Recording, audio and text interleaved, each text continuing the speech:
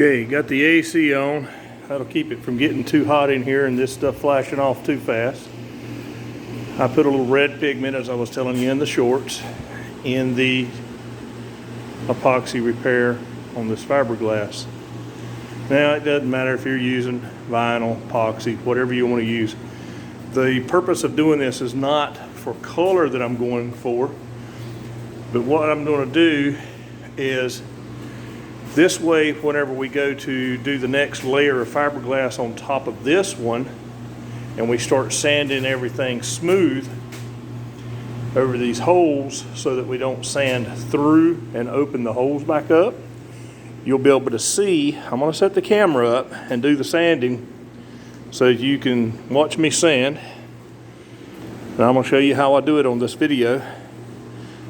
Some of you may have a different way of doing it that you like a lot better, but now, whenever I was learning to do auto body from my dad, he would put a different color primer on top of the vehicle so you could sand and find high and low spots. Well, I don't want any high and low spots on this because the efficiency of this vessel moving through the water comes solely from how smooth it is.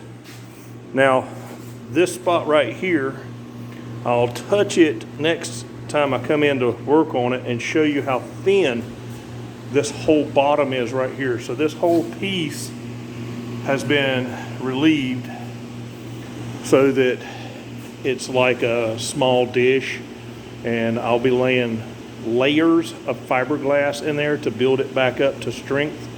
It hit the rocks, and if you haven't seen the rocks around here, they're going to be included in just a minute, and you'll see why these boats get damaged so easily. If somebody comes in, wind shifts, and we have a lot of wind shifts, it'll be coming from the north and then turn around and come from the southwest, and if you're coming in, it's easy to get blown up on the rocks as you learn to sail. So, not mad at anybody for wrecking the boats. Just let me know when you do. And I'm going to start putting a number system on these, starting with this one. And there's one out front. I'm going to get a number system on these so that you guys will have a number to report back to me, so I can keep track of them. As it is now, I take a rubbing. See if you can see any of that. Don't know if you can or not. So I take a rubbing off of the hull. It's the number. I transfer that over to here whenever I start doing the repairs on them. And keep track of what I've repaired out here. There's two other that aren't in the book. I'll go down and get them when they come back from the rental over at Lake Norman Yacht Club, because they're doing their summer sail camp over at Lake Norman Yacht Club. If you guys have never heard of that, that's a great thing to check out too. Tell them Phil told you about it on Pop's Old Boats. Got to put a mast back on this one, clean it up, do a little sanding to it. I'm just going to make something up for a rub rail on here, see if anybody likes it or not. And I guess you can let me know what you think when I'm done.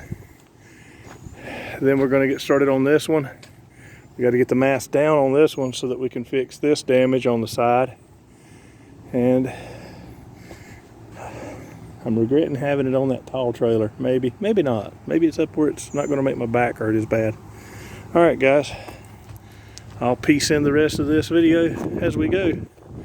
This is day one, sanding.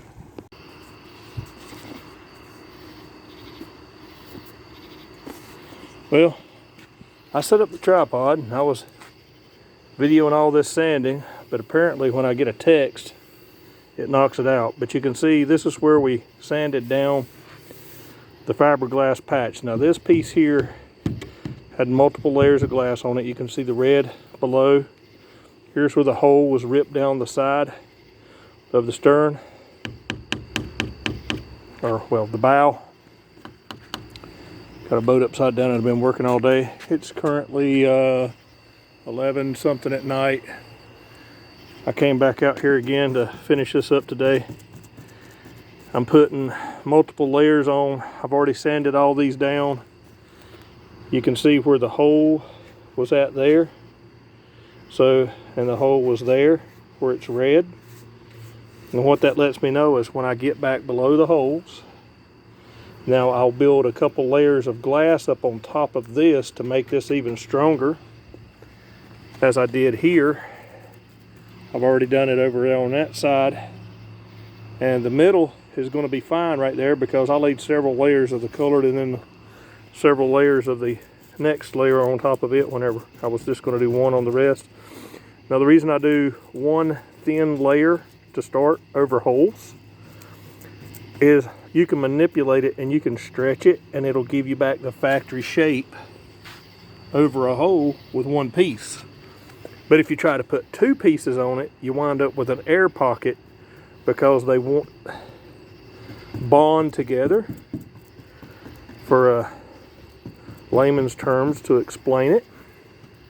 And what happens is you have a peeling piece of shit for a repair, no other way to put it.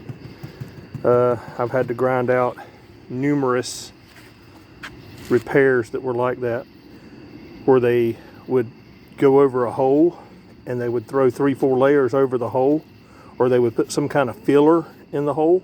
Then the filler would chunk out and then they would have a thin spot in the repair. I grind it down till it's like a knife's edge, makes the hole a little bigger, and then I fill in with the biggest piece first, and then I fill in with smaller pieces as the fiberglass manufacturers recommend. I'm going to do it the way they say do it because I imagine they have a laboratory and they've tested some stuff. And I'm 55. I'm too old to change shit up now. But that's what I'm doing now. I'm going to show you a trick how to get away without a bubble roller. You take your brush and you're just barely tapping, and you see how that comes up, and you just move away. And I mean, I'm not bending the bristles. So what that does is that chases the air bubbles to the edge. It brings up extra gel coat over here. I don't put any gel coat on these little hairs here. They're not needed. That way they just sand right off. I'm only putting the gel coat. Well, I'm not actually using gel coat. I've been awake too damn long.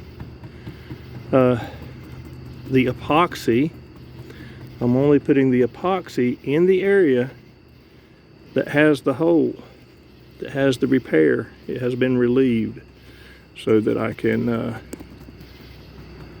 get in here and fill it up and make it thick.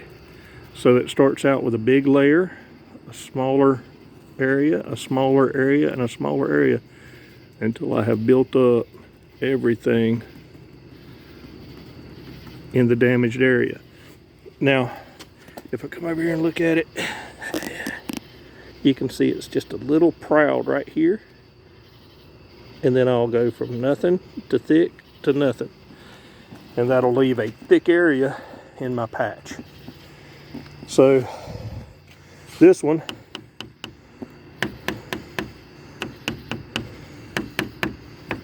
is done. This one needs to cure. I'm gonna put one more layer here, and I'm gonna get you out of my hands to do that. Now, seeing that that surface was already wet, all I have to do is just tap it a little bit to get it to adhere. I'm gonna take a little bit of this gel coat. I'm just gonna pour a real quick line on it like that. Get that little spot that dropped there on the deck, or on the hole. I'm upside down. It's kind of hard to keep stuff in my brain tonight. It's 80 couple degrees. Humidity is about 6,000%.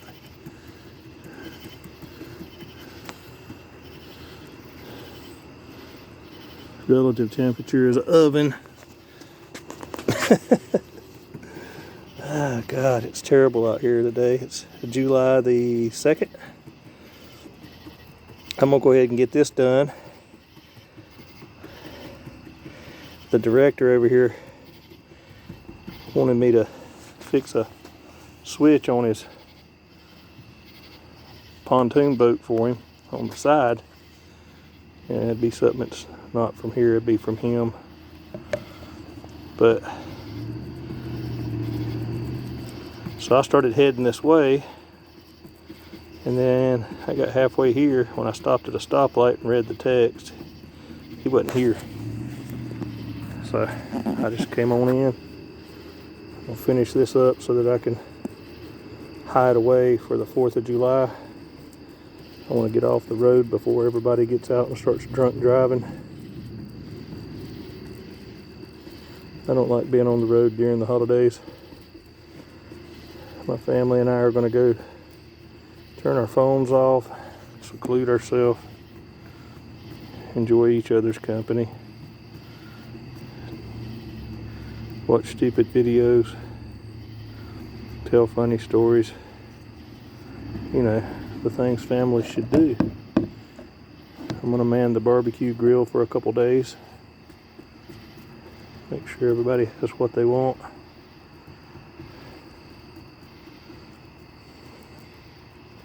And just don't start pushing so hard that you foam up your brush. You can see it'll foam up if you do that. And you can rake it. You can do whatever you want. It doesn't matter.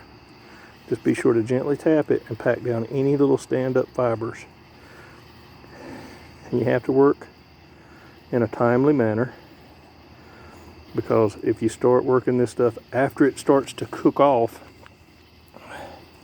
or flash off, whatever you want to call it, starts to react, it'll get a sticky texture, and every time you touch it, you'll pull little short porcupine fibers up and get gel coat on them, and next thing you know, you're fighting a porcupine to sand. I'll pause it and tear this piece. That jet was overhead, so I just went ahead and put that piece down, because everything's a time sensitive operation when you're doing this much fiberglass. Alright, I'm going to slow down my tap, and now I'm just pushing it along, getting all the excess material to come to the top. That gives you a smoother section to sand.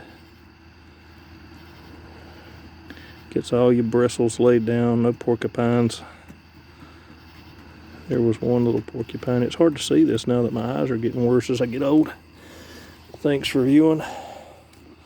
Stay tuned and I'll add to this video.